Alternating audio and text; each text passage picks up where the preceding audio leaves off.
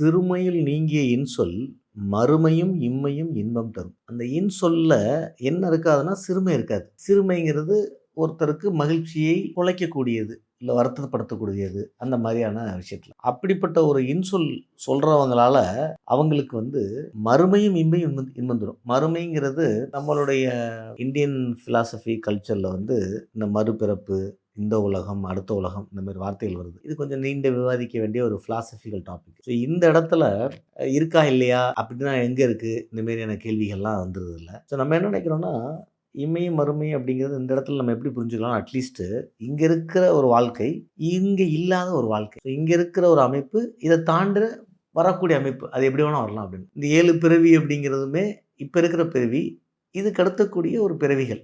பிறவிகள்னா, அது உண்மையிலேயே ஒரு பிறந்து வர்றது அப்டின்னா, நெறைய தியரி நீங்க எக்ஸ்ப்ளைன் பண்ணியிருக்கோம். அதே இந்த பிறவிங்கிறது இன்னைக்கு இருக்கிற ஒரு அமைப்பு, மிச்ச பிறவிகள் உடம்பு ஒரு 6 முறை எடுக்கக்கூடிய வாய்ப்பு இருக்கு. இப்போ உடம்பு தன்னைத்தானே ஒரு குறிப்பிட்ட நாள்ல ஒவ்வொரு ஆர்கனும் தன்னைத்தானே முழுசா புதுப்பிச்சுக்குது. ஒவ்வொரு ஆர்கனுக்கும் ஒரு டேட் இருக்கு. ஒரு டே இருக்கு, ஒரு பீரியட் இருக்கு. அந்த பீரியட்ல தன்னைத்தானே முழுசா ஒரு முறை உற்பத்தி பண்ணுது. இது மாதிரி உடம்பு ஒரு லாஜிக். 7 முறை தன்னை உயிர்ப்பித்துக்க வாய்ப்பு இருக்கலாம். அப்பன்னா அது 7 பிறவி அப்படிங்கிற அர்த்தத்துல வந்துரும். இது கொஞ்சம் டீட்டெயிலா பேச வேண்டியது. எனிவே இப்ப நம்ம பேசல.